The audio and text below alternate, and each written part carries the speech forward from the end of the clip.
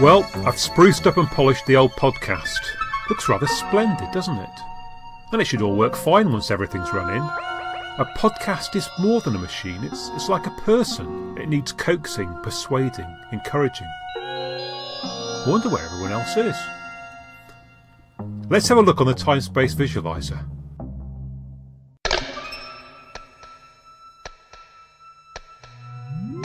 Oh look, it's Andrew Ireland walking around his university campus.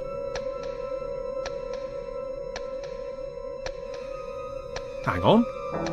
What's that big black obelisk thingy flying through the air towards him?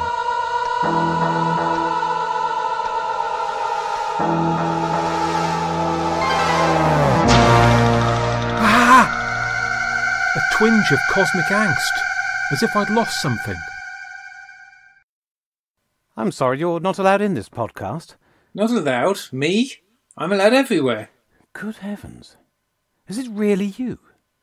Yes, yeah. For once, I was able to steer my schedule, and here I am. Not too late, am I? What for? Anniversary special? How do you know about that? I read the reviews on Gallifrey Base. But we haven't recorded it yet. Next week's Gallifrey Base. Oh. What's this photo? Oh, you know, Jack. She was on the podcast while you were away. I'm a bit worried she might replace me. Yes. Well, my replacement was pretty unpromising. Spent most of the time talking about Reedy on the loo. Come along, Giles. Let's take a stroll round the grounds, shall we? Yeah. You've had this studio redecorated, haven't you? Don't like it. Macra, Autons. We've seen some times, Giles. And the Nymon. Don't forget the Nymon. As if I could. And the terrible Jadoon. The what? Yeah, you weren't concerned with them, were you? They happened in the future, although it's now the past. They were covered in spacesuits and stomped around like rhinos, going bomo, slow-mo, fo-fo-fo. Oh dear. Paul? I think our past is catching up with us. Or maybe it's our future. Come on, run! No!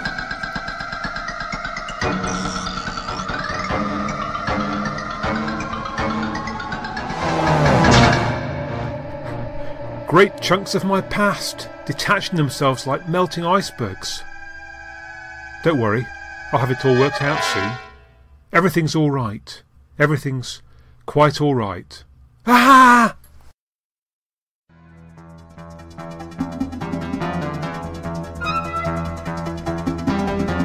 Great balls of fire!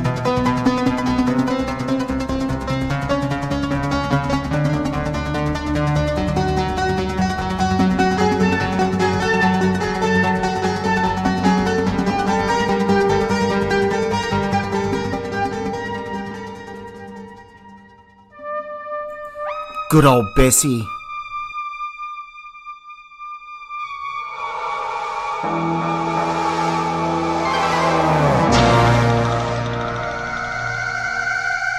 I am being diminished, whittled away piece by piece. A man is the sum of his memories, you know.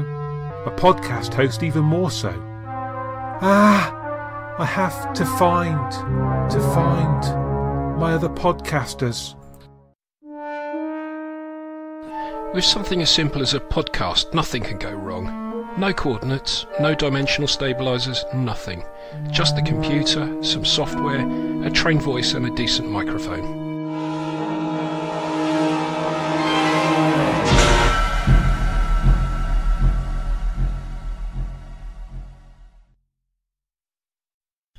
Oh, hello. We've landed. According to Audacity, we're nowhere, in no time. Richard must have forgotten to reconnect something. No, the software's all working perfectly. It just won't tell us anything.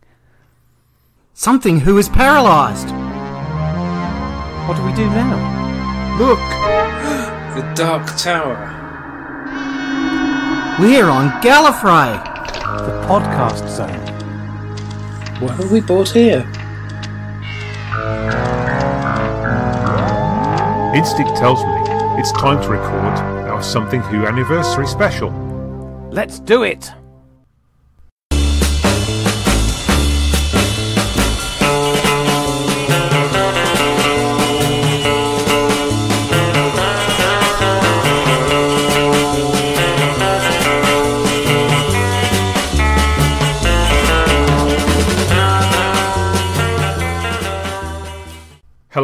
and welcome back to Something Who. And after a couple of episodes breaking from our traditional format, it's back to normal this time.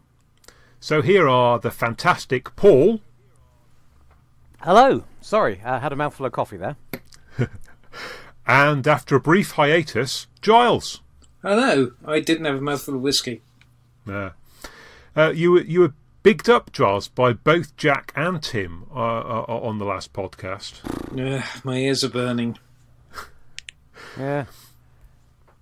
Any of them mention me? Oh.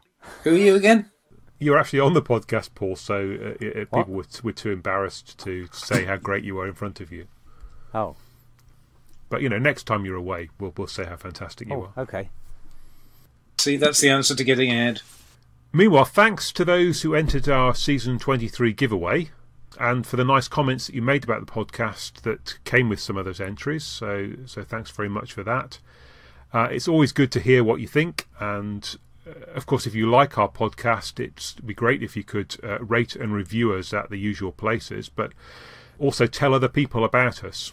Anyway, keep your feedback coming to us, either by Twitter or email, and we'll do our best to respond to it. In the meantime, November is anniversary season, so this time we're doing a 2-part special on anniversary stories. So in this part we're going to look at the 3 Doctors and the 5 Doctors, and then next time we'll come back and talk to you about Day of the Doctor. So, 3 and 5 Doctors. If we start with the 3 Doctors... There's some logic to that. I might have seen this when it aired, because I was 5 at the time, but I don't have any memory of seeing it. The first thing I do recall is that it was mentioned quite significantly in the Doctor Who monster book, Terrance Dicks, which came out, 1976, I think, and then almost immediately after that, the Target book arrived with the novelisation. So I remember those both quite solidly. And then it came to our screens in 1981 as part of the 5 Faces season. So I certainly remember that quite clearly, and maybe you two would have seen that as well. Yes, definitely. I guess that was my first. It already had legendary connotations from having read about it, that there was this amazing story where the Doctors came together, and obviously the fact that was included in the 5 Faces season when we found out what was going to be in it was terrifically exciting. Yeah. Double Pertwee, of course. Yes, yes. Double consecutive Pertwee. Yeah. Interesting. I know that was partly down to the fact they were restrained to the 4-parters, the same reason we got Crotons. But I thought it was a lovely selection.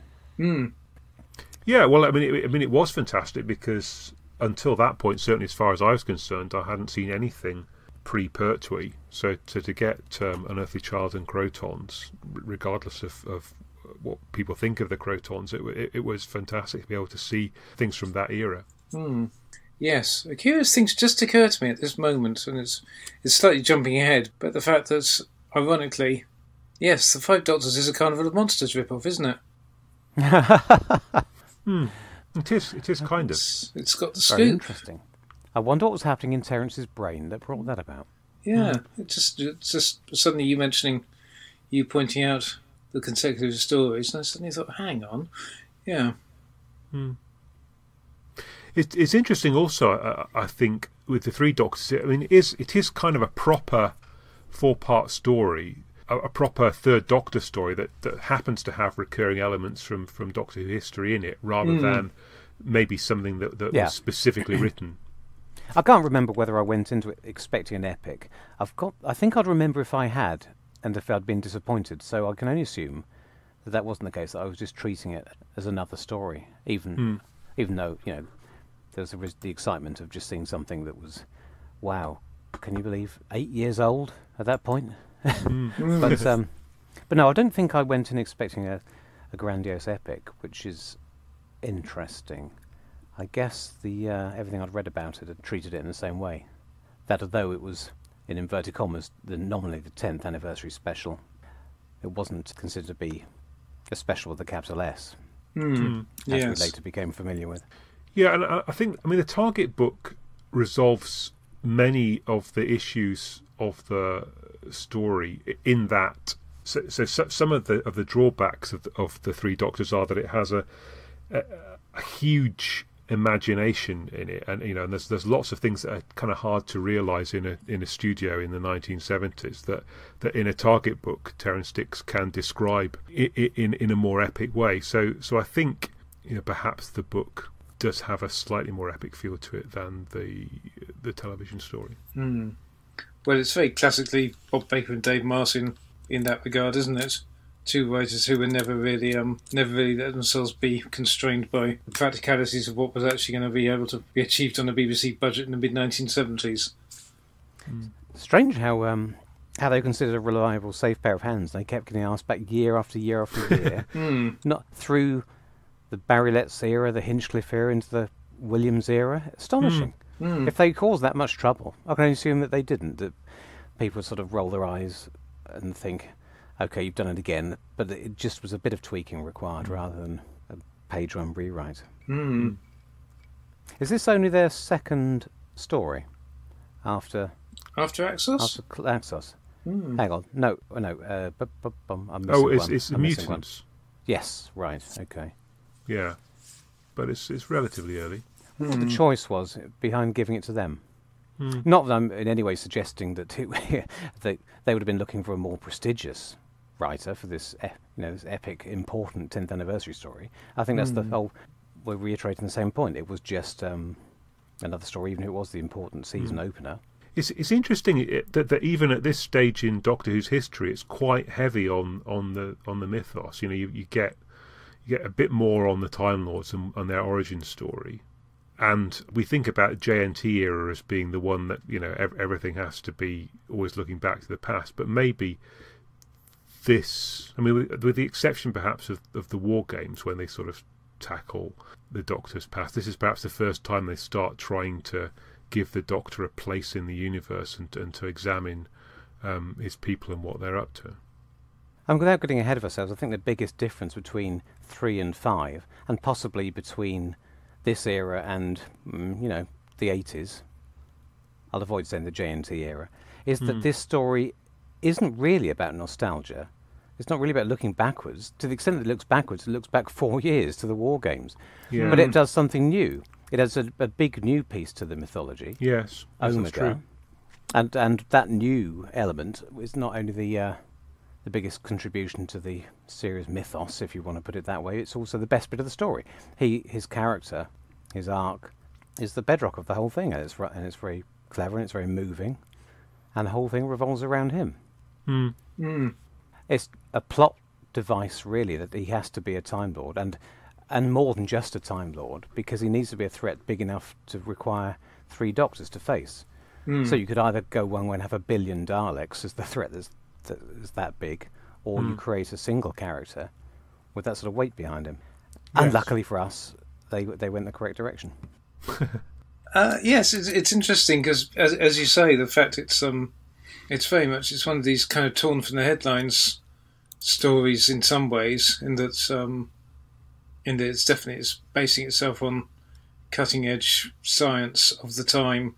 With my Dr. Science hat on, like the possibility of black holes as real things was only just becoming a real staple of popular science at that time. Obviously, they've been predicted since the 1910s, 1920s. But I think it was the early 70s, certainly, so probably predating this, that Cygnus X1 was discovered, which was a candidate black hole object, and that gave it a huge boost in public consciousness. That someone said, well, we've actually found one of these things, potentially, tearing a star to pieces. So it was very much, that sort of thing, and you got stuff to do with antimatter and all of this. Was that genuine scientific thinking then? Apologies if it still is. that there would be a universe of antimatter behind the black hole, or not was that really. Bob and Dave's idea? No, I think they just conflated two big scientific ideas at the time, had they, and put them together? Yes, I think so. I don't know. I need to go back and pick up a couple of. I should go back and pick up a couple of pop science books from the time and see what they were thinking at that time, because it's quite often interesting you do get ideas that kind of come and go from fashion. So whether anyone put 2 and 2 together and said, oh well, our universe is missing all the antimatter that should have been created alongside the matter in the Big Bang, and therefore, what if it's on the other side of? What if that's where black holes go?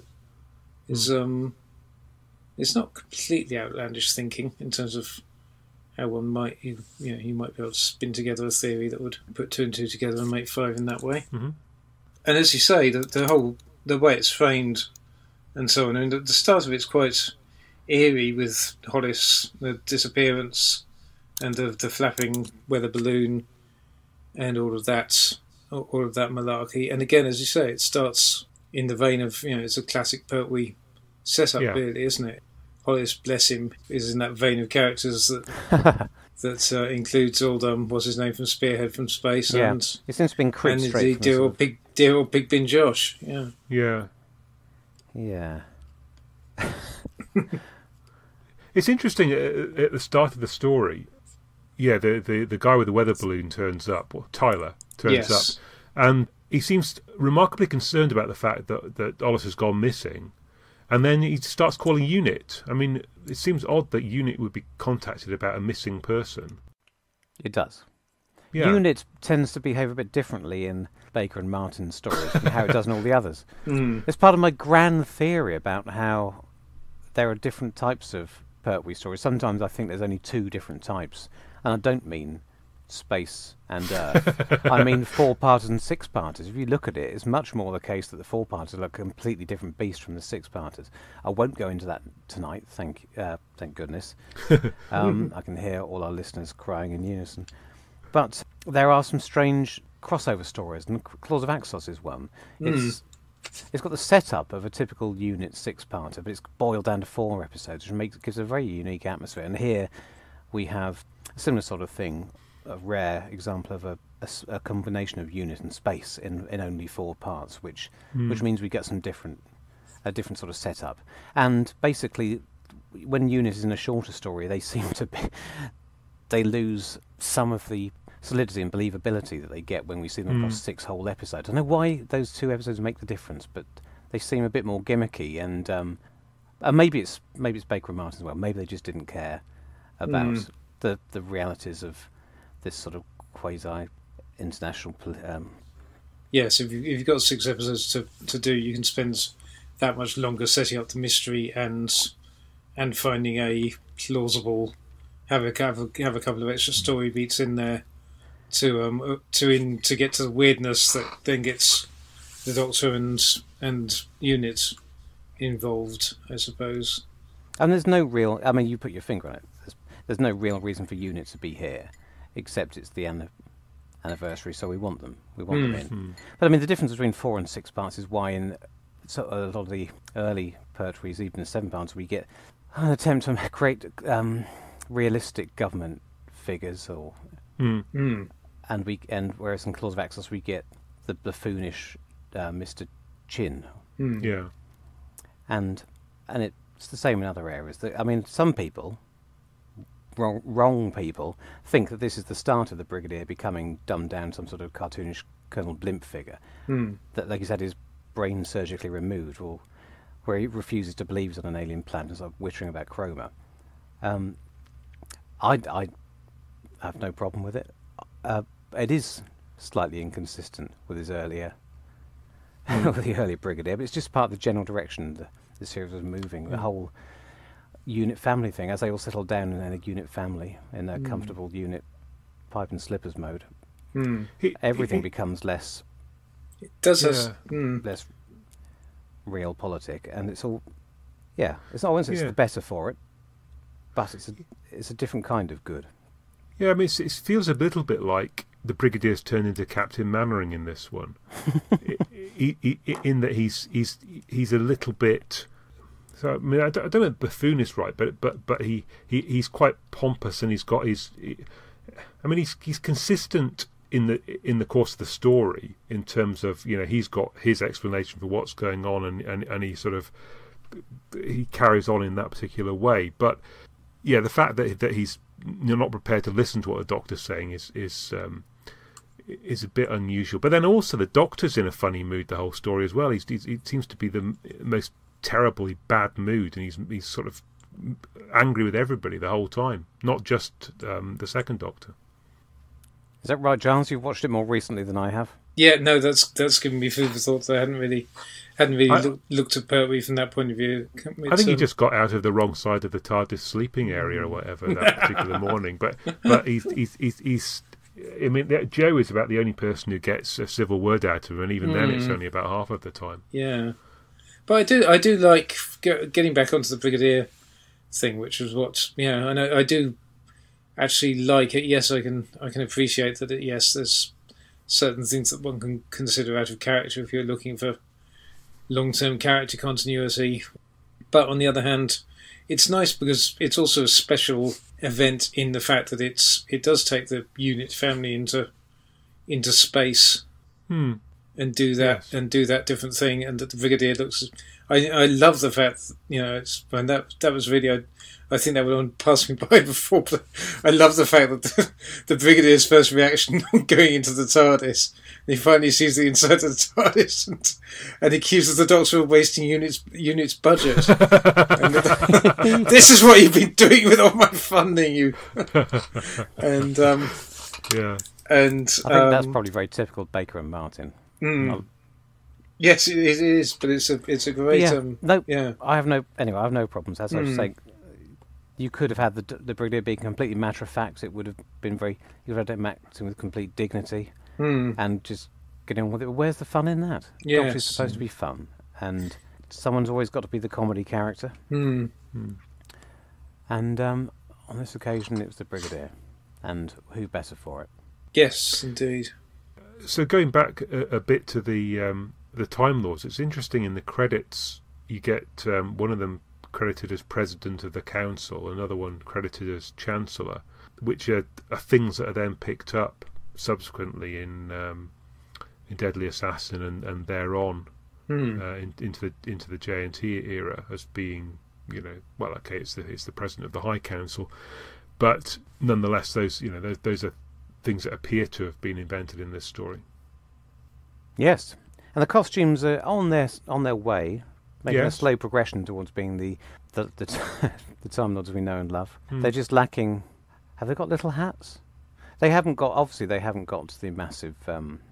What do you call that big thing that sticks up at the back of the neck? Kind of collar-y thing, but I don't know what you'd call it. Yes, collars. The big collars. I did notice that the chairs they're sat on when they're staring earnestly at the first Doctor on his screen look rather like the collars. I'm quite attracted to the idea that they based the final design, the final evolution in their ceremonial wear on a piece of furniture. Have another look. It's true. You're all shaking your heads at me now, but you wait. Morris was right. They'll be saying. Yeah, they say it most episodes, I think, of this podcast.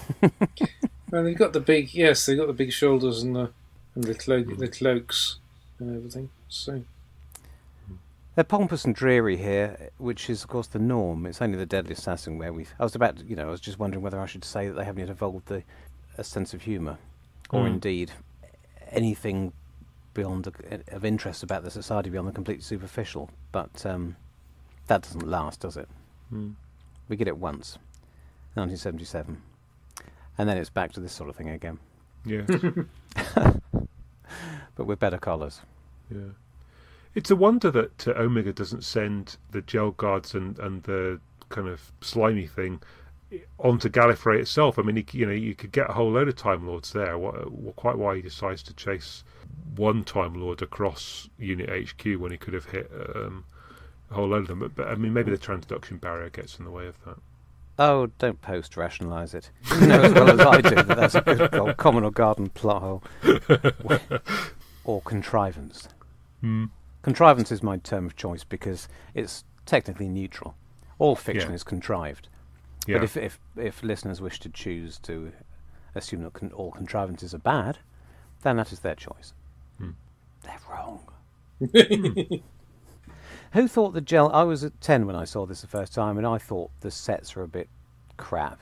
Yeah. And the gel guards were on the less effectual side of Doctor Who menaces, which I'm not making a specific point about the story, just about how 10 is slightly too old for Doctor Who. I think 8. I always think 8 was about the right age.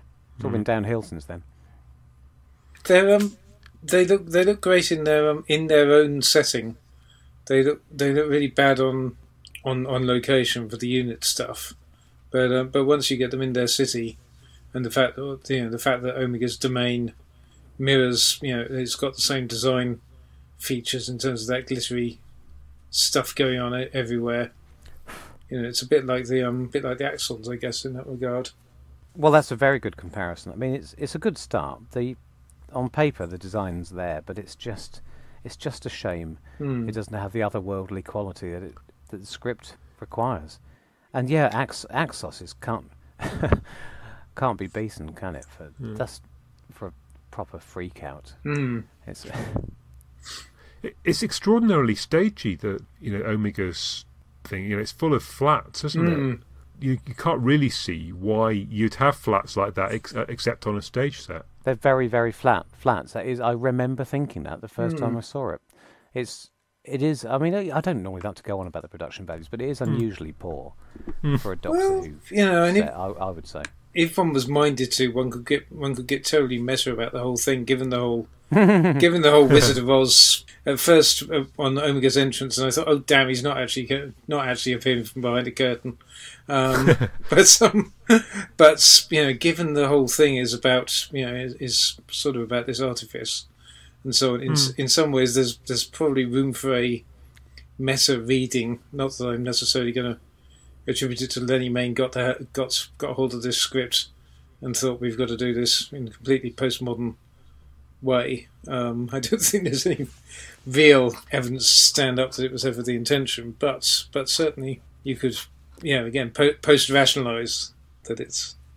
Yeah, they use that excuse, the Happiness Patrol, as well, and I didn't believe it then either. That's I find it easy to believe with, but yeah. It's quite nice that they hold back with Omega for the last 2 episodes, so that you do have that sense of progression through the story. It's not sort of thrown away at some point in episode 1. So you are waiting to see what the menace is. Oh yes, it's nicely paced from that point of view. That it brings out its information and changes the scenario one episode at a time quite nicely. Although you do then there is the most egregious bit of padding towards the end of episode 2, and with Tyler. Tyler's attempted escape, which he then hangs. You just think, well, okay, hanging a lampshade on it. But the fact that when he comes back when he's shepherded back to them, he said, "Well, that was a bit of a waste of time, wasn't it?" It's just like he speaks for us all, and you realise that's entirely just about eking out the moment so that they can so that we can hold off and keep Omega off the screen for the remainder of the episode, so he can come in episode 3.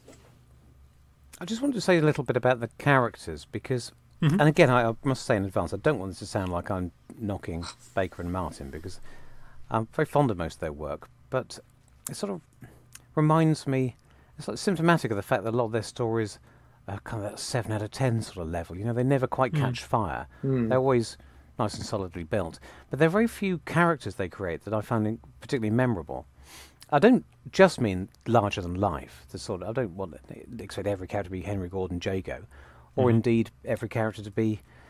And now I'm desperately trying to think of one. A character who's very real and very three-dimensional without being florid. But I mean, somehow, a lot of the characters just seem to be very functional and serviceable. And almost every other story has a Dr. Science. If there's a nuclear power station, there's a nuclear power station chief. Yeah. Well, that sounds very churlish of me. You should say, why wouldn't there be, Paul? And I'd have no answer to that. But the point is that too often they're filled with head scientist, boss. Yeah.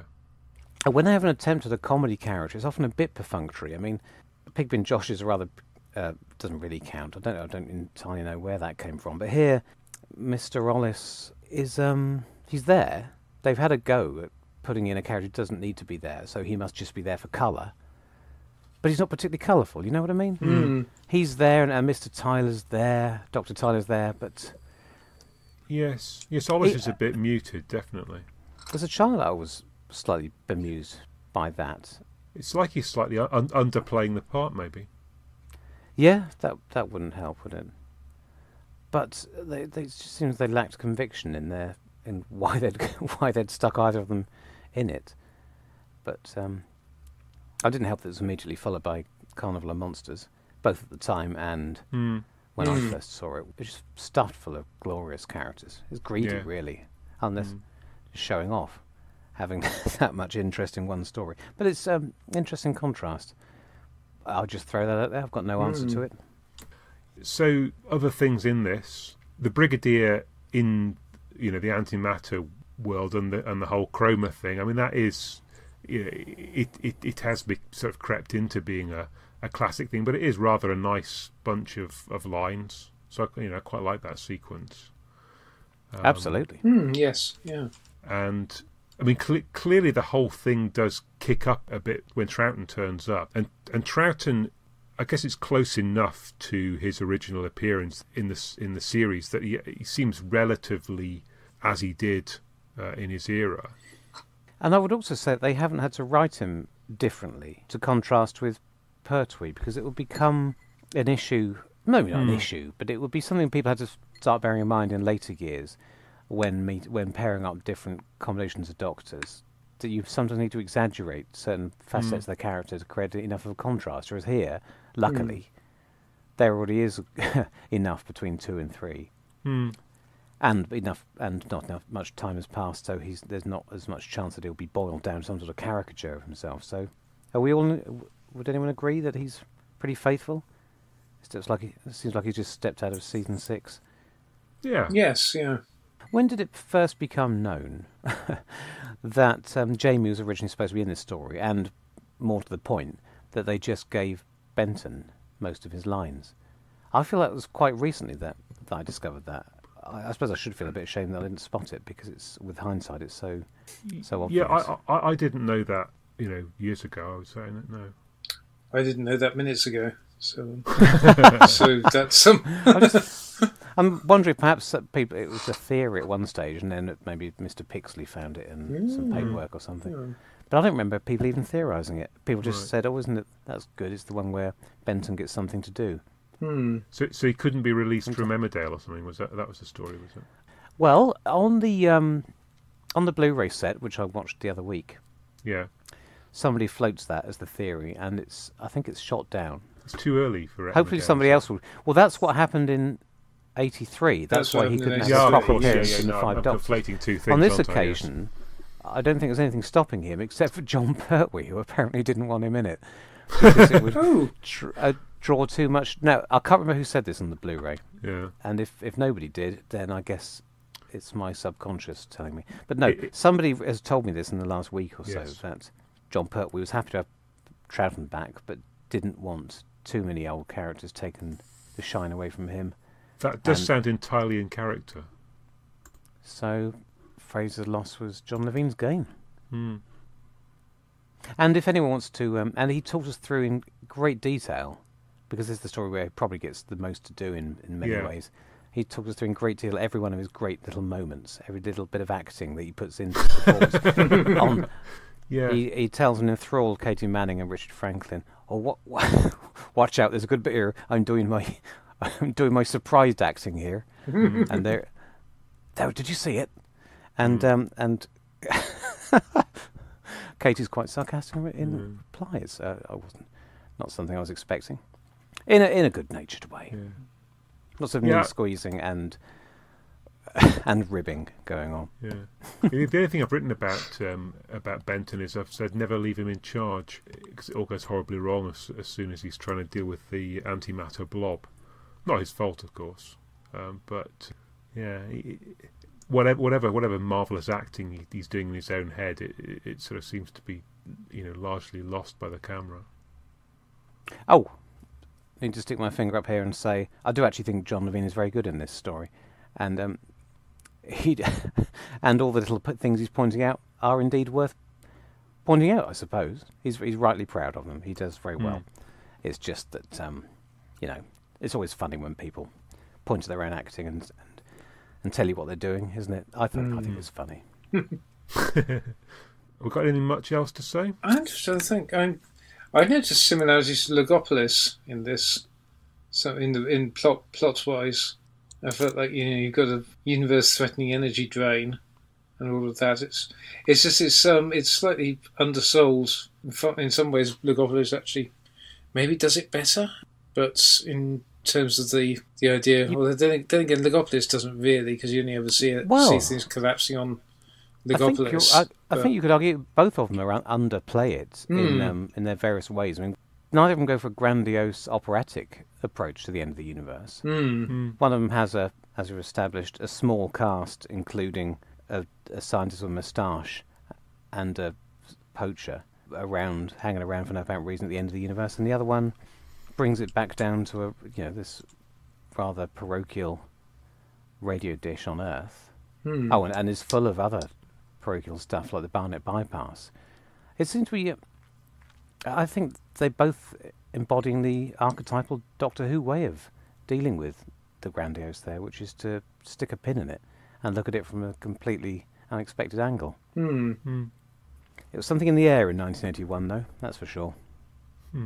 I suppose there's a looking at some smaller things. There's a prefiguring maybe of the Matrix sequences in Deadly Assassin, because you've got this weird fight sequence between the Doctor and Omega, or some strange the will of Omega, yes, which is proper freaky. It's yes, quite nightmarish. You've got this. I'm now getting rather churlish. You've got this bit where the Brigadier and various characters jump into Bessie and zoom off to escape away from Omega, and then as soon as they arrive back at Unit HQ, the Doctors who've been hot-footing it sort of arrive within about 30 seconds of them. I mean, I suppose they've got a remarkable turn of speed. You never actually see them run. They could be extraordinarily fast. Oh dear. Well, it would be a waste of time to hang around for half an hour waiting for them to come back, wouldn't it? It's a nice contrivance, I think, as you just said. Hartnell, he doesn't really get an awful lot to do because of his physical state, I suppose, but relatively faithful. For some reason, I used to think he wasn't quite in character, but I don't know where I got that idea from. Last time I watched it, I think they did quite a good job of boiling enough of his essence down into those little scenes. It's more that he's quite funny, so they have remembered what the actual First Doctor was like, which is something that increasingly gets lost. And I think the problem is that that's the one part of his portrayal. He's doing his absolute best, and some of it acts very nicely, but the one thing that he's lost from his original characterisation is the mad giggling season 3 Doctor, which is, some of that's there in the writing but not in the performance, so maybe that's what I picked up on. Well, not in 1981, because I didn't really know anything about that version of the First Doctor in 1981. That was a lovely surprise later on. Well, exactly. In 1981, we all had the Stephen Moffat stereotype, didn't we? Well, I was going to say, I think that's probably one of the flaws of the 5 Doctors, is that the characterisation that's given to Herndl is the thing that we thought of that the First Doctor was like in 1983, because none of us had got to see season 3 at that point. We've seen Unearthly Child where he's quite kind of snappish, I suppose, and that's perhaps the bit that's come across in the 5 Doctors. I don't know. Let's come back to that when we. Okay. Fair enough. I have opinions. I think that seems like the most superb segue. You'd be a fool to reject that one, Richard.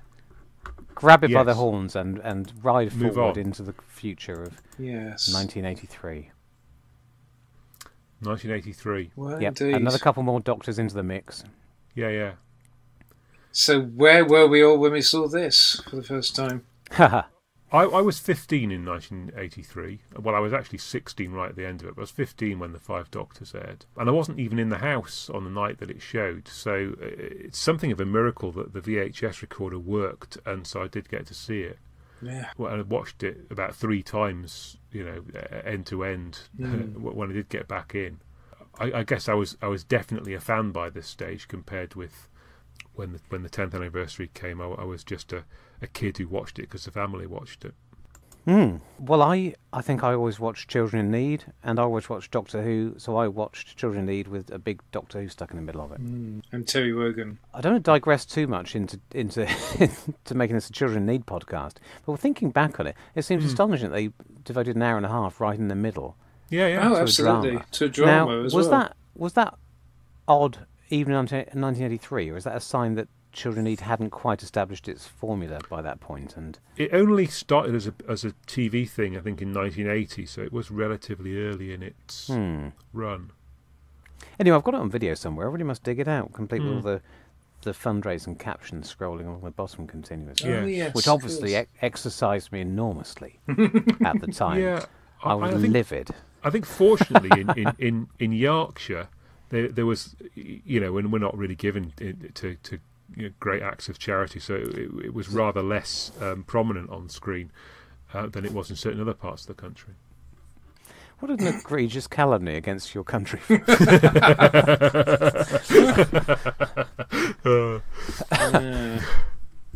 I was absolutely. It was like the biggest thing, the biggest television event of 1983. Yes, I was terrifically excited to watch it and glued to it throughout. Did they have Wogan and Peter Davison on afterwards? They did, It's, yes. particularly in our area. I'm not going to mention this again. Well, I am actually. They missed off my favourite bit in the otherwise comprehensive Five Doctor Special Edition DVD, which had a lot of Children Need stuff and Oh, does it? miscellaneous Okay. material. They missed off my favourite bit, which is Davison and Davo and Wogan afterwards. I remember years ago when it first came out, Steve Roberts was asked about this and said they hadn't had that bit in his area, his BBC Oh, okay. area, so he didn't know it existed. Oh, Right. So he did- which I thought was a thin excuse. Next time I see him, I shall. I'll confront Is- him about it. Well, they- Steve Roberts is But kind of it is. northish, isn't he? So, Yeah. so maybe it's well, the same thing. Why did you bring that up, Giles? Were you going to? Can you remember that word for word, just like you can? the No, story itself? no, not at all. I can't remember any of it. But It's when well, he. I can remember it being a thing. Wo- Wogan prizes Davison's coat off his back to give away for charity. And there's some discussion about what Doctor Who fans are called. And Peter Davison says rather shamefacedly, I believe they're called Whovians. Oh, good Oh, God! And Wogan suggests Hoovers. And it goes on like this for some time. But Right. Does it all happen in a white void, or am I imagining that? yeah, It does. almost uniquely for appearances of Doctor Who cast members on magazine programmes. It starts with Wogan in the blank studio and the TARDIS appearing and Davison walking out of it, and ends with him going back in the TARDIS and it disappearing again. I don't think they've ever used that setup for any other BBC magazine programme. What a waste. Except all of them. Wogan does his absolute best to introduce some timey-wimey business at the end by saying, and he's gone, or is he... No, hang on, what does he say? Some bits about whether has he already gone or was he never here or whatever. He's doing his best to get into the spirit of it.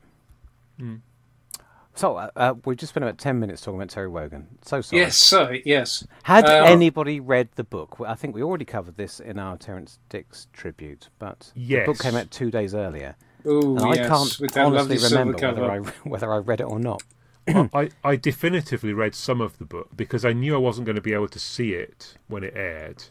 I picked up the book in Leeds that very afternoon, so on the train on the way home I read probably the first 5 or 6 chapters, and then I got home and that was the end of it.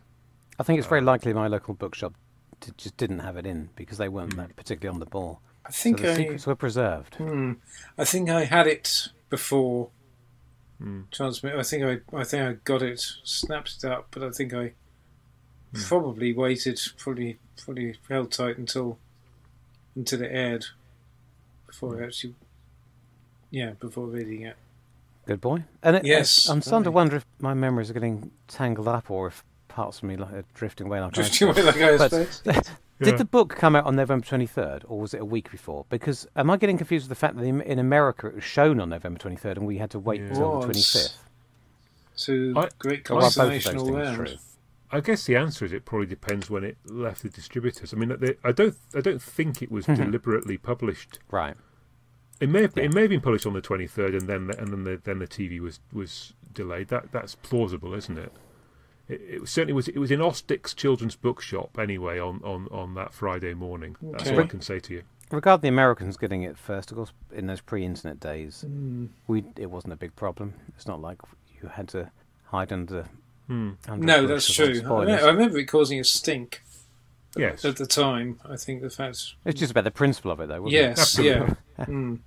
According to the good folk on Wikipedia, the book was published on the 24th, so one day before. Thursday. That was the official publication date. But I mean, I think going back to what one or both of you were saying earlier, it feels like this is the point at which there's a lot more nostalgia. I mean, so for the 20th, you've got all of that season 20 with returning villains, Peter Haining writing his book, the Longleat convention, big thing in Chicago as well. Doctor Who Monthly's been around for 3 or 4 years at this point, so there's a lot. It's all been dialed up a bit. I would say so. I mean, not Yes. having been there in 1973, but it definitely felt like they tried to extend it over the entire year. A bit like what we had for the 50th. Yes, yeah, well, we've had long leads and everything. Yes. And it is a special. Yeah. Very Planned. much so, yes. Planned to be separate from the season Mm. and to be a 90-minute one-off episode. This is true, isn't it? Right from the start. Planned Yes. Yeah, I in believe this so. way. To be shown on the anniversary. Unlike in 1973, they didn't just give it to Peter Grimwade to write or somebody. they wanted somebody who knew something about the history of the programme. Well, and/or was well-respected writer. And they went to Holmesy first, didn't they? Yeah. Yes, indeed. Which is a fascinating part of the story. Because what on earth would we have got from him? I mean, we know some of what we would have got. It seems that he was rather hung up on the fact that it wouldn't be William Hartnell, and that was going to factor into his plot. Eben Warwick was going to return. Good Lord. Well, you know, if things carry on getting more and more meta, maybe that'll happen for the 100th anniversary. We'll have a room full of pretend First Doctors, and the Doctor after the 29th Doctor will have to work out which is the real one, which is the CGI William Hartnell among all the. I'm losing it now. Well, it could be like the machine in the Land of Fiction where the Doctor fails to pick out Jamie's face. It could be exactly like that. Yes. Brilliant stuff. Now, I you like see, it. this was my 50th anniversary idea, more or less, back in the day. Was I would say, this is how you do a 50th anniversary special. And but basically it was going to be, could have involved the Land of Fiction, could have involved the Toy Maker, could have involved any kind of setup like that. And you get the Doctor having to go back through his past adventures. So you can kind of do modern production value reconstructions of bits like the bit with the maggots and the I and feel so like on we're and so sure to forth. get that one day. I'm not quite sure why we haven't. I mean, if this was if Doctor Who was an American network show, we would definitely have had some of that sort of business going on now, because they seem very fond of that format, from Back to the Future through to Avengers Endgame and Trouble with and That Trials and Tribulations. Yeah, Yes. Yeah. I love all that sort of thing. I can't. I'm a sucker for it. So yeah, that can't come soon enough. Whereas what we got was that condensed down to about 3 minutes in The Name of the Doctor. Yes. But that's no. Is that the one? Yeah, that's the one. Yeah. Yeah. Getting ahead of ourselves. Yeah. What we actually get is back to Gallifrey again, because you can't have an anniversary story without Gallifrey.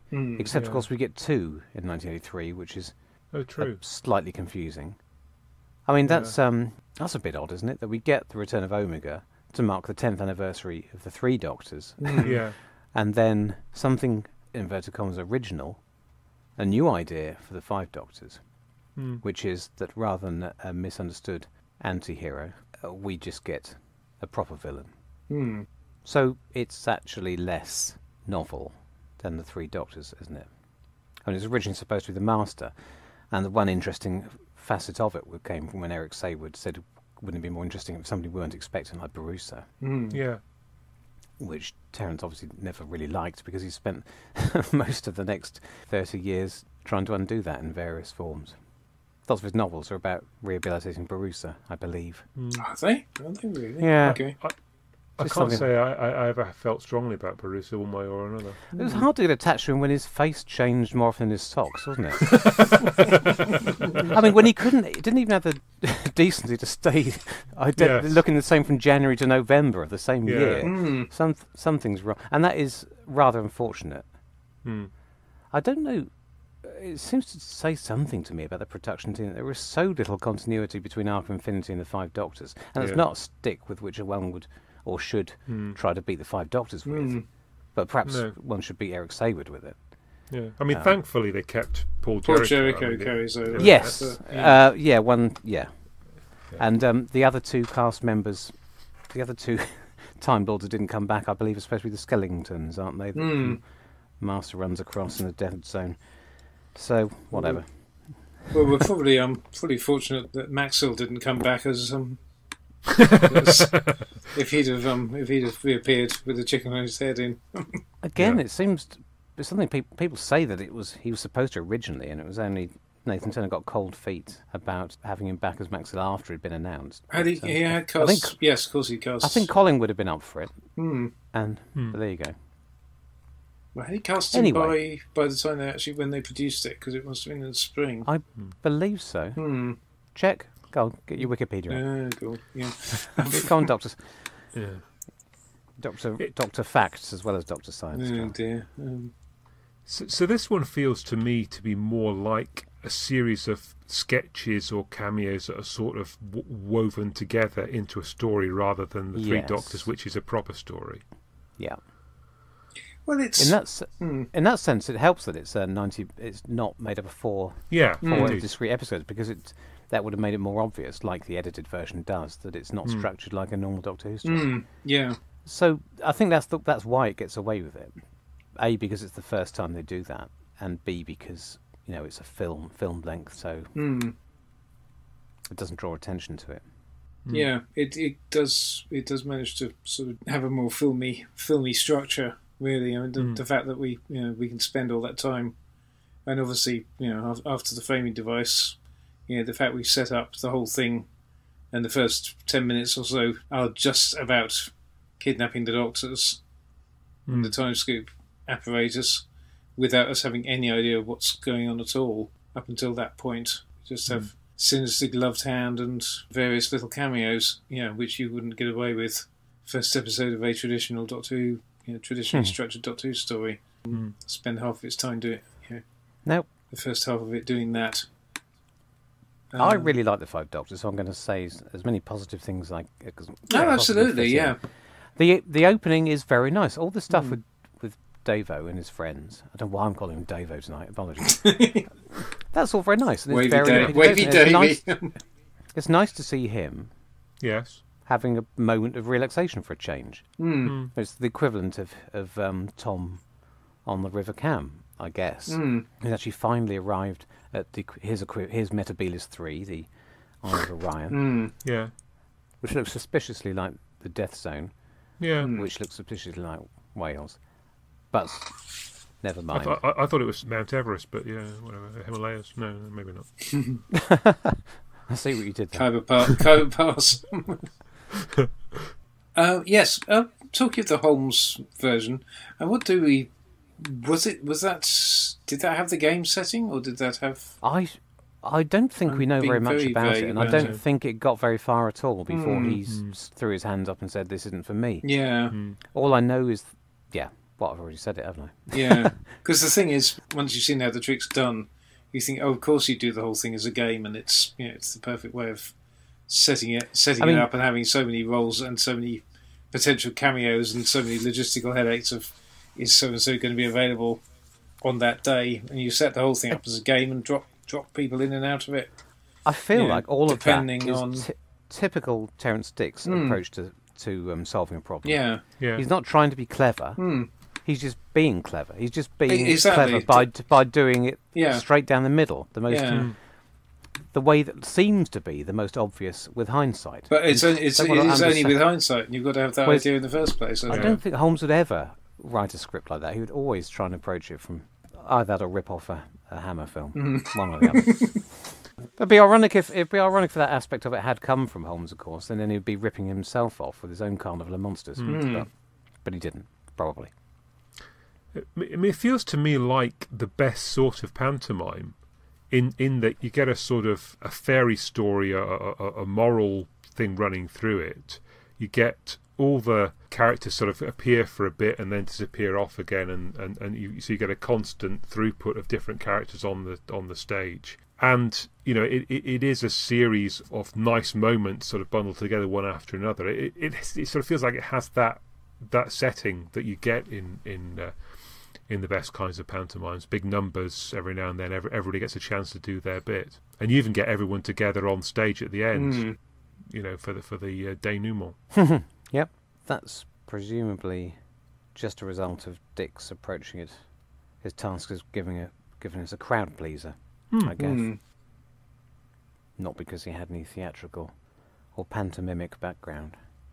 No, I mean, but people tended to use that term in a derogatory way, for the JNT era. But I mean, I think in this case, I like you, I think it's a fantastic celebration of the 20th anniversary, and it's very enjoyable watch. But it just, as I was watching it this last time, it popped into my head that it was a similar format to that. Well, certainly, Rassilon, when he turns up at the end, is very much like the genie with the genie, or the it's a cross between Attila the Hun and Old King Cole over down here. Yes, he's very much appears to set everything to rights at the end. But it's interesting that I made a note that the morality of Rassilon and whether he was a goodie or a baddie, and Terence, and he doesn't quite address this issue other than that he's set a trap for people to look for immortality. Yeah. But then obviously Russell T takes the idea of Rassilon as as a tyrant, and very much runs with it. In the end of time, most people who've ever written for Rassilon have done the same. Moffat wasn't able to get away from that. I think Big Finish had used him before and had him riffing on his dark side. Had they written for him before End of Time? Yes. Right. Yes. Okay. Yeah. He's Don Warrington in Big Finish. Oh, of course. Yes. Yeah. Yes, it was before even the reboot, wasn't it? And I don't think 2003. I don't know why I think this, but I don't think Terence Dixon would have found that idea particularly controversial either. Unlike his favourite Barusa. I think he left that door. I think he left that ambiguity open there, even though in this story he's supposed to be benevolent in the way, but a bit scary.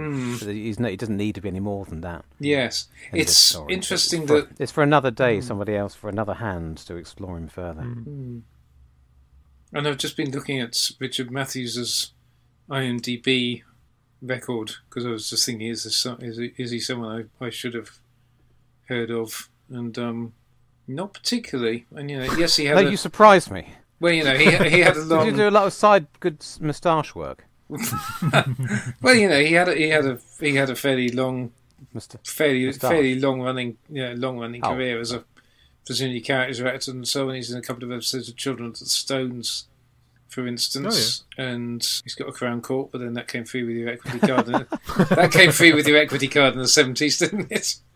Yeah. But yes, it's odd that they don't, even for 1983, and given that JNT had started down his road of stunt casting, I think.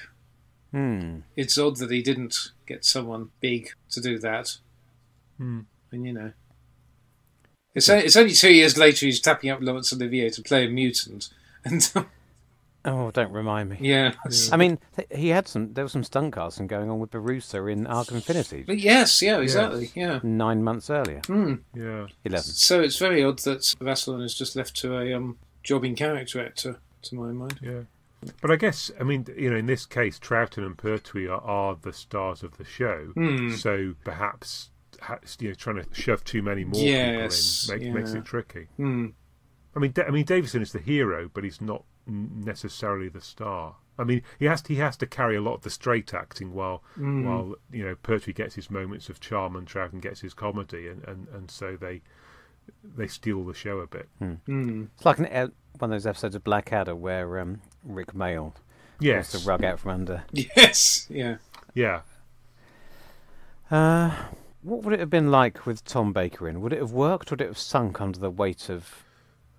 Not that he would ever have agreed to a part equal in size to the rest of them. So the idea was Tom went to the Capitol in the draft that was written with Tom, wasn't it?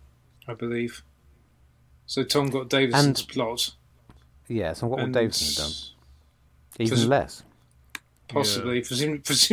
Presumably the tower magically had a fourth entrance in that doesn't seem like a very interesting role for Tom, though. I can't see that working at all. Or did one You'd of want them... him out and about. Yeah, I also feel that Pertwee and Baker would have actually had a full-on fight. I just can't see them. They were like matter and antimatter. Could they exist in the same space? I would have loved to have seen Tom and Pat together. Yeah. No, that would have worked entirely. I can imagine. I can see the very shape of it working nicely in my head. I just not sure the details. And I might go off and write it tonight. Yeah. You should do. Yes, I guess there would have been very little overlap between, apart from the big finale scene. Pertwee's mostly got location work, hasn't he? And Davison's mostly got studio work. Talking of the logic of it all, does it make any sense that they all defer to the first Doctor because he looks old, even though he's actually the youngest? He's the youngest, yes. And they should all know a lot more than him. Yeah. Is there anything in the script to suggest that Terence is aware of that? Or why is he? Can he see through? Why is he more perspicacious than his later selves? But it's the same flaw in the Three Doctors, isn't it? Yeah, it is. Well, presumably you spotted the fact that there's two Time Lord busts and one gaping hole on the catafalque of Vassalon. And, which is a bit why did he spot that? Yeah, well, I don't know. I was watching it and thinking, well, someone must have rumbled it, and because the others are too busy bickering. Yeah, it could be that. It could be, couldn't it? Okay, Pertwee and Troughton are too busy bickering. This version of the first Doctor doesn't bicker, but if he was in character, more in character, yes, he would be, having a rumble with the rest of them. Yes, he'd be doing his full-on Professor Yaffle, and it would really be, should really be the fifth Doctor, and I think it would suit Davo very well to be the one who saves the day, because he is, as well as being the latest, and technically he should have more going on upstairs than the rest of them, more experience, if nothing else. I just think it would suit him to look over his glasses, and look past his own eccentricities, which is what's bogging the others down. With all their Scarecrow and Dandy repartee, and he should be the one who sees through it. But really, he gets paired off with the first Doctor as if they're two half the same coin, yin and yang, as if he's like a young William Hartnell, or the first Doctor is an old Davo, which seems to be the way that they've written it.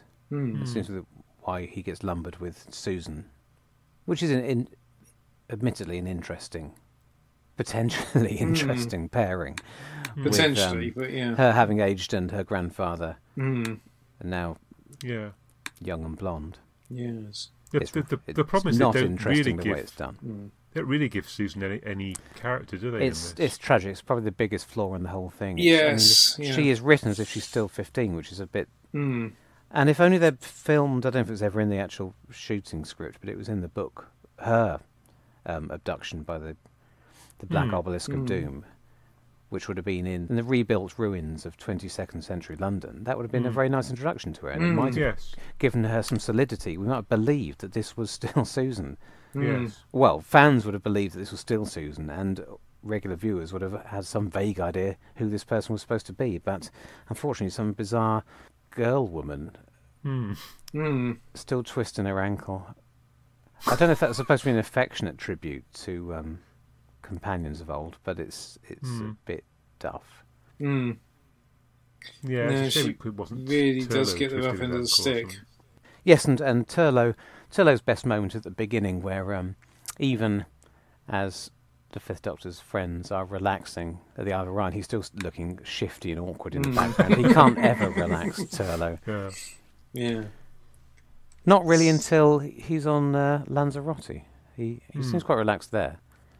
But Because Tegan's gone and taken all the That must be unresolved it. sexual tension Yes. out of the TARDIS. yes. Yeah. Everyone fixates on "No, not the mind probe" as the worst line of dialogue in this, which is actually quite pulpy fun. The worst line of dialogue, of course, is "It's an entry coder," Yeah. which is pure Yeah. Sayward techno nonsense. Yes, yeah. Yeah, but the issue is Dick should sue not him. the mind probe is not that it's a terrible line. It's a perfectly reasonable line. It's just an extraordinary rendition of it, isn't it? It's, You could say it 500 different ways and never come up with one as unconvincing as no, not Scott Jericho not the manages. mind probe. Yeah. It's a classic example of, well, yeah, that'll do. Next scene. I don't know, isn't it? Isn't it obvious from the special edition, or maybe the outtakes, that he was being asked to try half a dozen different versions? Okay. I don't know if that's the last one in desperation. No, not the mind probe. No, not the mind probe. There's definitely a version where he underplays it. Yeah, yeah, and he's a good enough actor that of course he could have. Done Yeah, it I mean, he'd been proper. in Triangle and everything. Yeah. No, he is. Don't stop it.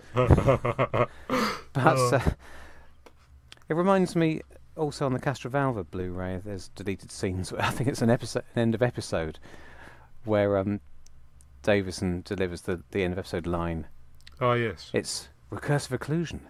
We're caught in a space-time trap. And the director, possibly on instructions from J&T, is saying, could you big it up a bit, love? That's not Fiona Cumming, of course. That's just my generic director, BBC director voice. And we end up with recursive occlusion. We're caught in a space-time trap! So it was an occupational hazard in those days. Yeah. More steel, Anthony, more steel. Yes, talking of actually direction and such like. So, what do we reckon to the direction on this one? And it's He appears to have been hired Moffat, purely isn't for it? his ability to keep the actors under control. I think that's on record, isn't it, really? Not for his great visual flair, which is a shame. I mean, it feels all right to me. I mean, I don't look at it and think, oh, how dull it all is. It seems. I think there's enough going on that you don't really think about it. No.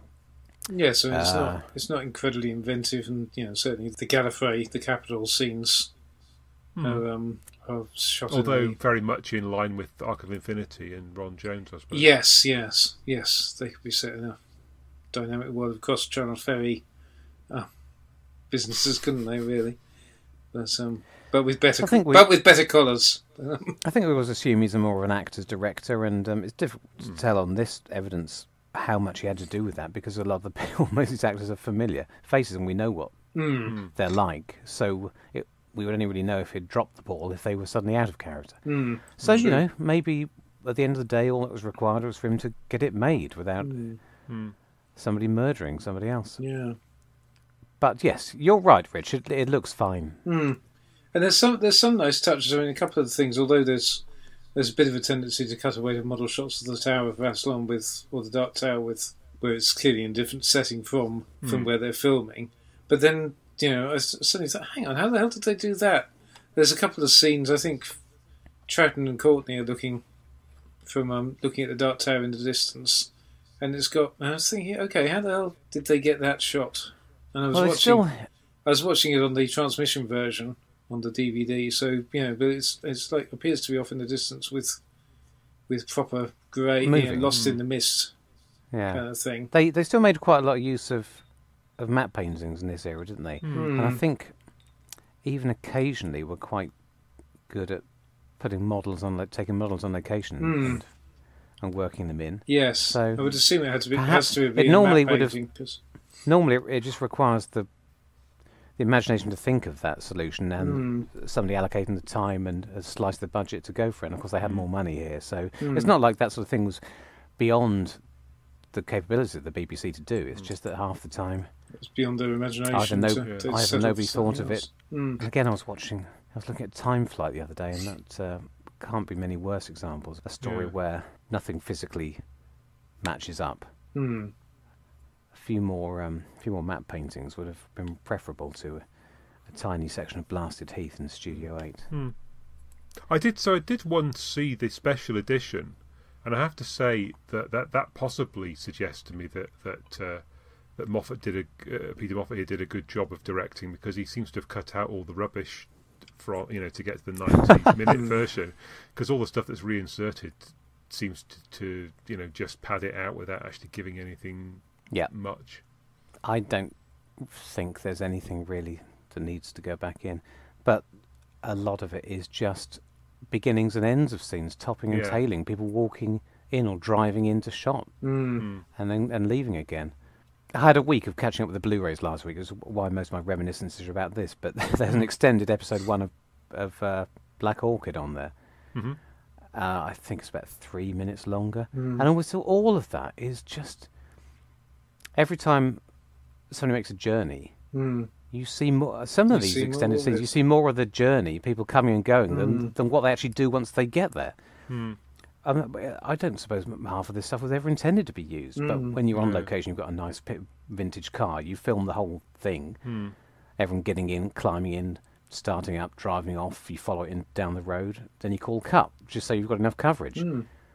So really, it's a bit silly to put that back in as if it was ever really missing in any strict sense. And I don't know. Get in early, get out quick, that's the maximum, isn't it? The one I remember particularly from this Five Doctors special edition, but there's a lot of it, is towards the end right at the very end, when all the Capitol guards materialise in the tomb. I think we see maybe one of them, the first couple appear and walk off in the finished version. In this version, they appear, they walk off, we stay on them, another load appear in the transmat, walk off, and it just seems to go on forever. Just guards walking.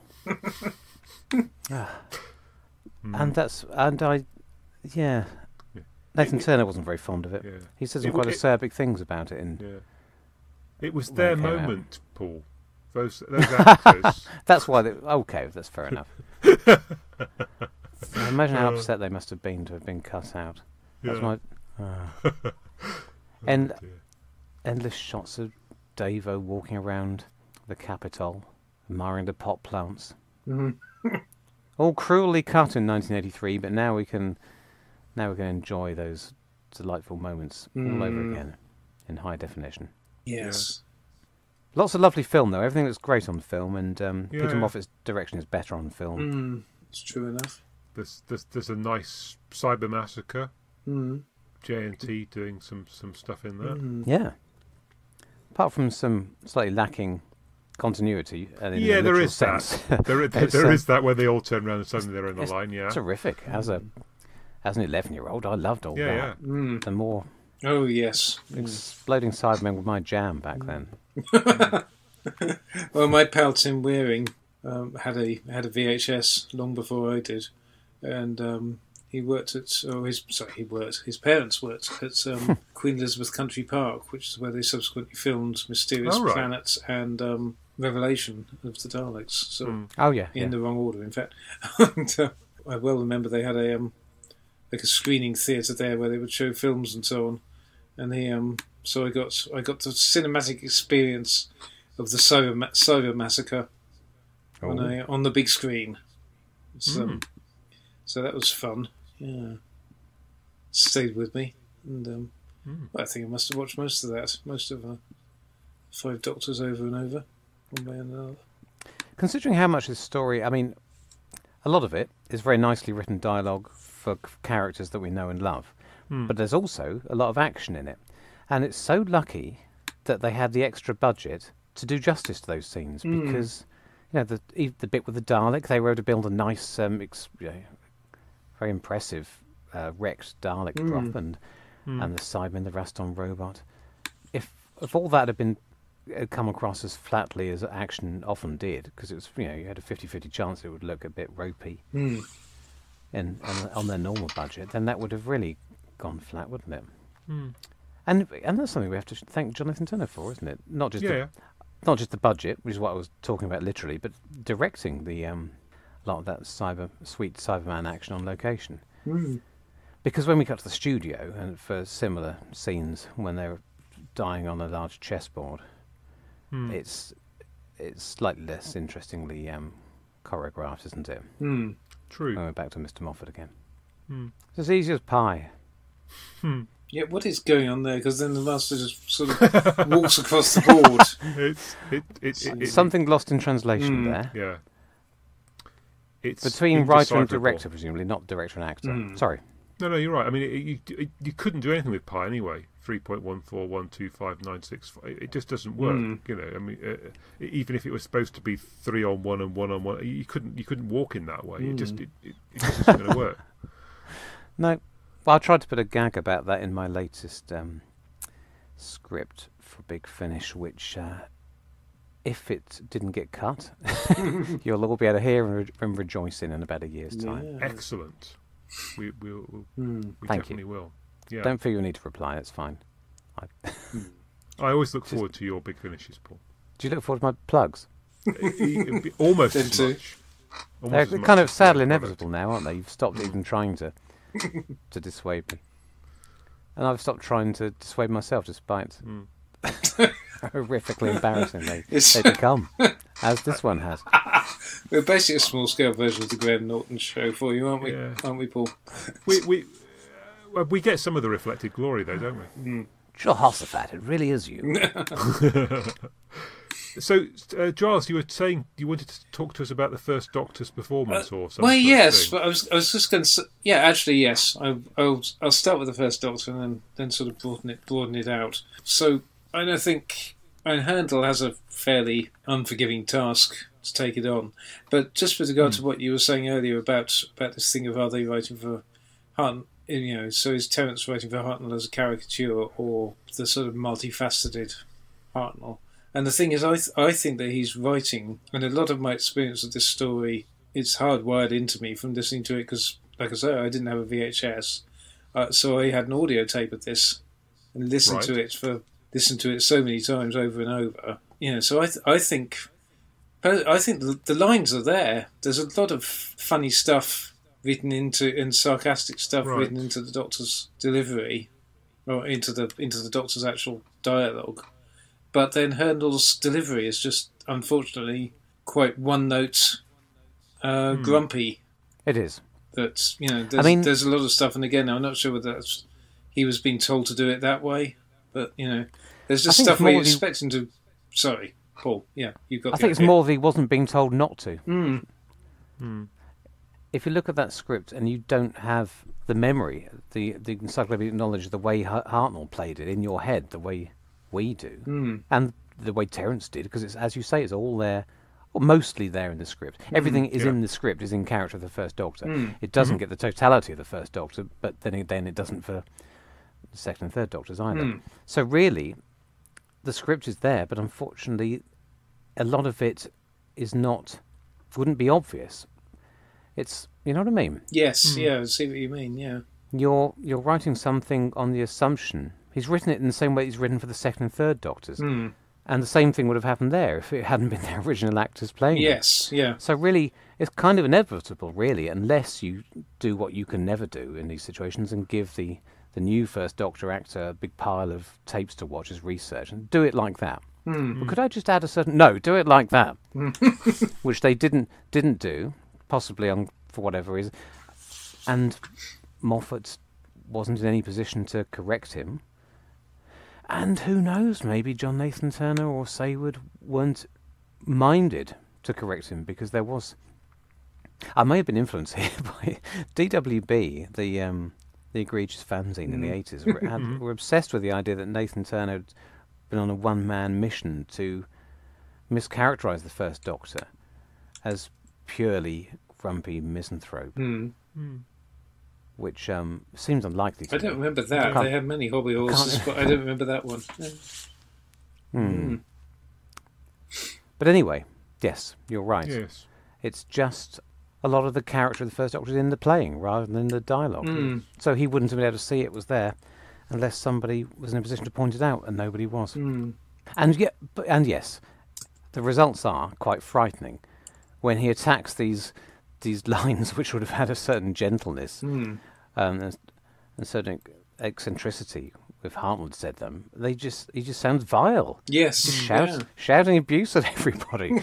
I'm exaggerating slightly, but you know what I mean. Yes. Yeah. Even it's strange how it creeps in to his performance. You could almost believe somebody's telling him to exaggerate that side of it. The creepiness with the one thing that always stuck in my mind, the way when they've discovered that one of the doctors has gone missing, and he muses, "I wonder what happened to the other." Yes. Yeah. You can almost believe he's the villain the way he goes in that line. Yeah. Very strange. Very true. Very strange. Maybe someone should just told him to play it like a pantomime, rather than that would have improved his performance 50%, just like that.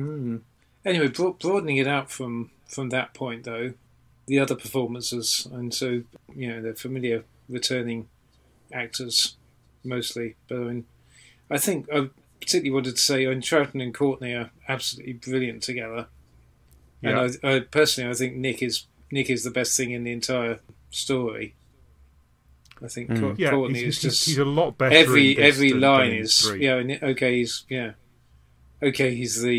is the somewhat caricatured Brig that's the later Pertwee era kind of thing, but he's absolutely just bang on the nail. The comic delivery is. Anybody who's worried about him seeming less intelligent than he should be in the Three Doctors wouldn't have a problem here, because that's not the way they approach it here. He's more a long-suffering brigadier. He does know where they are. He's been through this before. Yes. And he's not particularly excited at the thought of going through it all again. And that's to get paired with an excitably bouncy puppy-like second Doctor. It's a wonderful Yes. original pairing, because they were never quite like that. We'd never seen that before. That too, and I think that's fairly accidental. Well, this is what I was wondering. Is this just an accident of how it panned out with the casting? Yes. Absolutely. Yes. Because, sorry if I'm treading on anyone's toes here, somebody's probably got this written down, but it was going to be Fourth Doctor with Sarah Jane, and then Third Doctor with the Brigadier, and then we would have had Second Doctor and whoever, Jamie, I guess. Although they'd have had to sort that out somehow. So, I think Tom did us a favour there, because I wouldn't give up my Second Doctor Brigadier partnership for the world. No, it's brilliant. No, absolutely. Yeah. And even John and Liz are actually pretty good as well. Yes, indeed. It's funny how all that works out, because there's no Tom, there's no Katie. I suppose we could have had Liz Shaw, but that's not really as much as I would have liked that. If we had a 3-hour-long Five Doctors, I'd give Liz Shaw more to do, but it's not really what the general public will remember most fondly, is it? So, and talking about Liz and Pertwee, it's only talking about the fact that you've got Troughton and Courtney at the different stages of their lives, as it were, in terms of the dynamic being different from the dynamic you've seen from them before. It is the same thing there with Sarah Jane and Pertwee. I think, because I was thinking Liz is very good, but she's very much, to my mind, she's channeling season 12 Sarah Jane, or basically the Sarah Jane that evolved from, which does make sense, because it's the older. She's an older version. She's not as she's not become Sarah Jane Adventures Sarah Jane yet, but she's got a couple of decades to go before that. But she's very much that. Yeah, there's bits in there that you think, okay, that's Sarah Jane that I know from Tom Baker era. As a she's K9 and Company Sarah Jane, isn't she? Yes, yeah. Well, fashion sense wise, certainly, but we had to let everyone off that. Well, worse than it was the 80s. So she slightly seems to be playing in a slightly different register from Pertwee, who is, dare I say, I don't know. It feels a bit unfair to say, is he phoning it in? But then the thing was, Third Doctor was always an extension of Pertwee's personality, I guess, in a way that a lot of the other characters are, actors are acting. So it's a slightly different thing. Yeah. Do you know what I mean? I don't have a particular problem with him in this, but he probably has more trouble. It's probably much more of an effort for him to really find a third Doctor than it was for Pat Troughton, Yeah. who is just a more experienced actor and could probably just turn it on. Yes, yeah. Not that I'm implying that is what he did, but he could probably just find it. Whereas, Well, this is a bit like John Pertwee's turned up and read the lines. yeah, well, I mean, his Without- character, I don't want to. his character evolved during his 5 years on the show, so he might have found it a bit discombobulating to be. Which version am I? Where was I? Yes. Is this any of the previous Third Doctors? Is there a new 1983 Third Doctor? But so it does seem more of a pastiche of what we remember than the second. Yes, and he obviously has to be a late. He obviously has to be a late one in order to. Yeah. If we're talking within story logic, in order to know Sarah Jane. But Oh, let's not get but let's not get into that. no, okay. I mean, it's the last time that he's recognised. He's sort of physically the same kind of Doctor, I guess. By the time you get to Dimensions in Time, he's considerably older. Yeah, and the two radio stories, he doesn't sound the same. Unfortunately, no. Are we getting close to sort of winding up? Has anyone got another significant point they want to make? I was just going to say with regard to the remaining the Gallifrey business. Yeah. And one very minor nitpicky point is that apparently and you only know it from there being a line to explain something. There is apparently a power drain in the Capitol going on. They're experiencing power drain again, and but it's not rendered as well on screen as it is in the Three Doctors. It doesn't really put across the idea that there's something weird going on that's affecting them. But then that's part of the whole the unfortunate staticness of the we're just stuck in a bloody conference room. Capitol conference room scenes. You expect to see one of those eight-way telephones in the middle, don't you? Yes. We've got the master on speakerphone. Is that all right? Yeah. So in 73, it's Jeff, glad it's you the could energy make crisis, maybe. But in 83, it's presumably Scargill's miners' strike that's causing the. I don't know. And the other thing I was going to say is it falls down a bit, although I think that's interesting what you were saying about Terrence's campaign to rehabilitate Barusa, and Saward coming up with Saward apparently having come up with the idea of, well, what if it's somebody else? The only problem with that is that then it does unfortunately reduce down to being a whodunit with only one suspect in the Capitol. Yes. Once you've They should have. Yeah, they should have introduced, if not any other physical suspects, at least the idea of perhaps some other figure that we hear about, maybe a mythological figure that wouldn't have required too much explanation. But that is one thing I have to thank Eric for. I do like the Barusa element. It is unexpected. I like this version. Philip Latham, do we think? Philip Latham, yes, yeah. Yeah, I'm very fond of it. I know apparently not everybody is. I can't imagine why anybody wouldn't. But he had a lovely touch of pathos and a slight disconnection from reality when he's cradling his game pieces. It's a game within a game.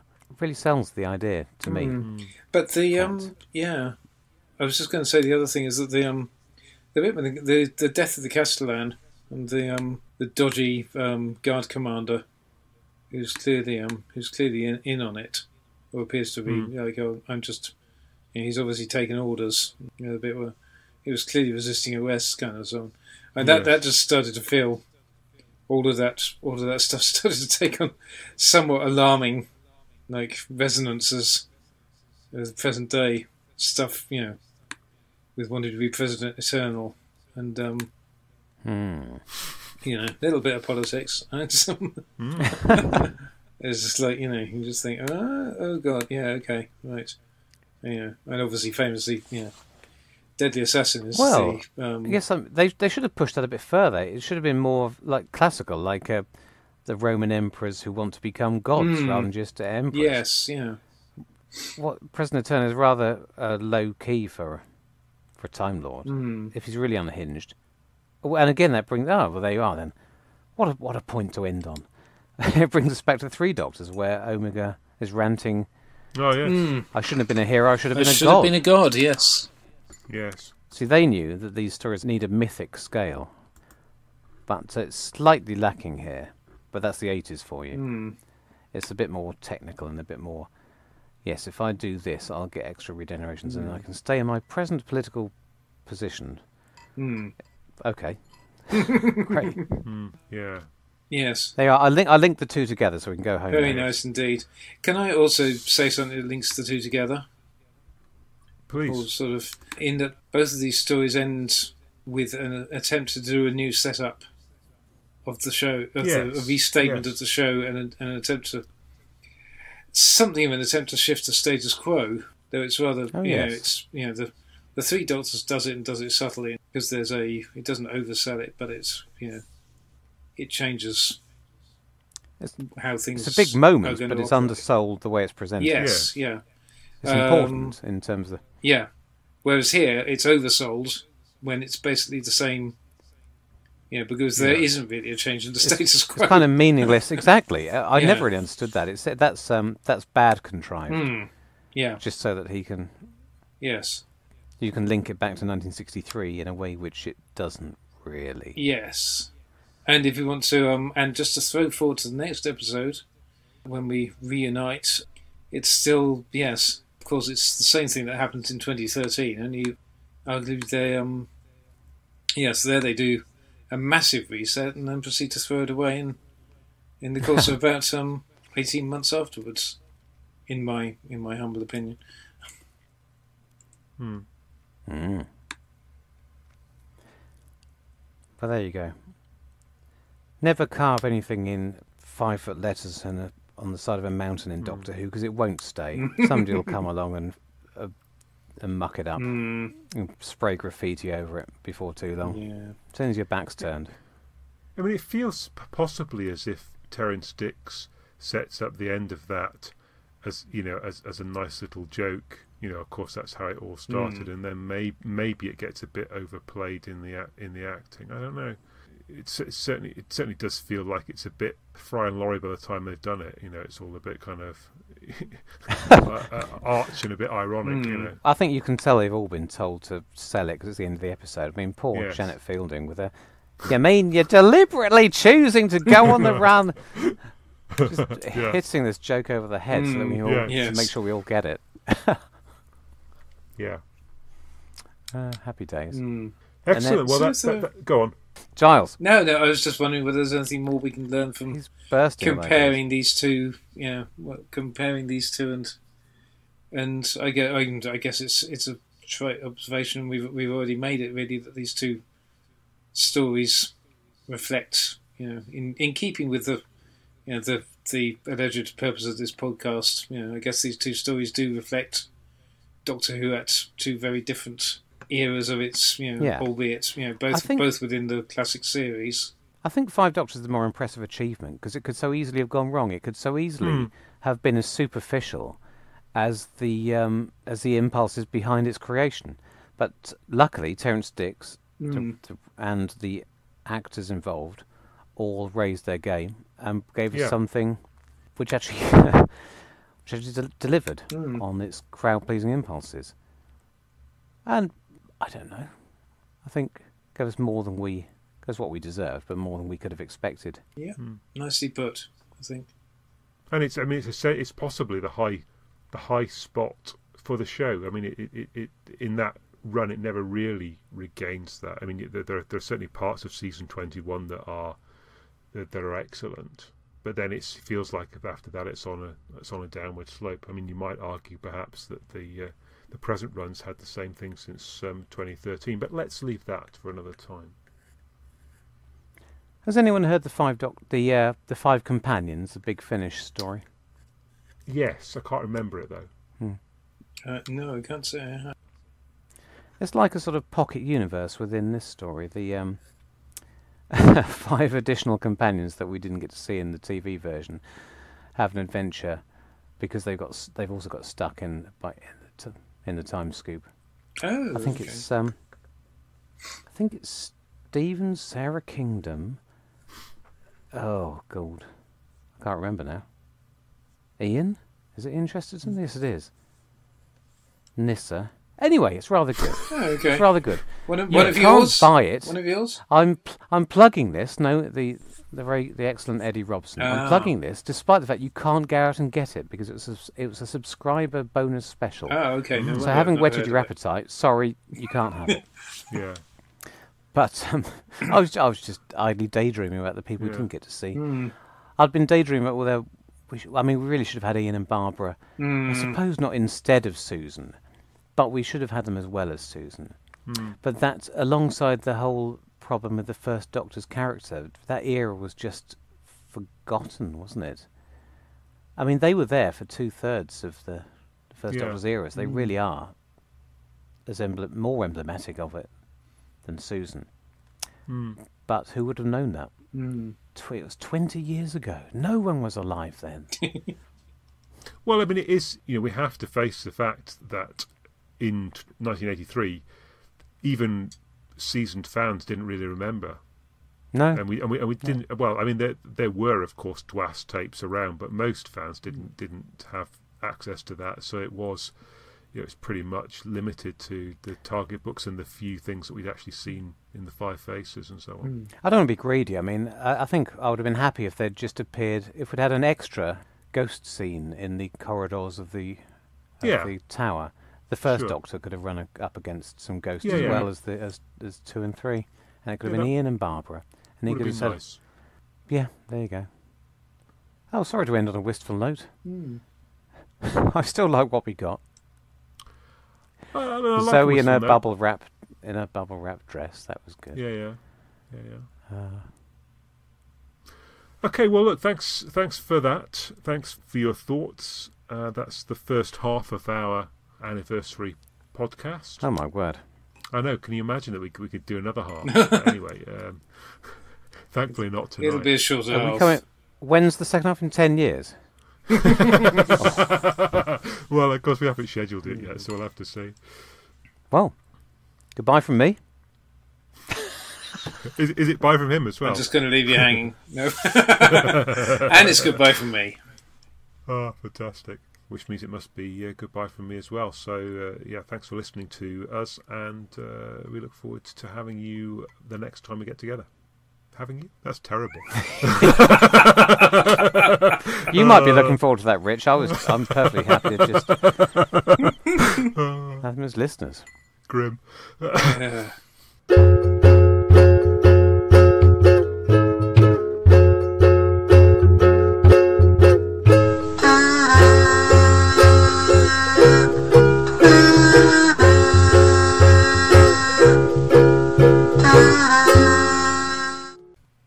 Great, well, that'll do. Thanks very much. Got to work on these endings. I'll stop recording that now, and before it becomes a 2-hour horror show.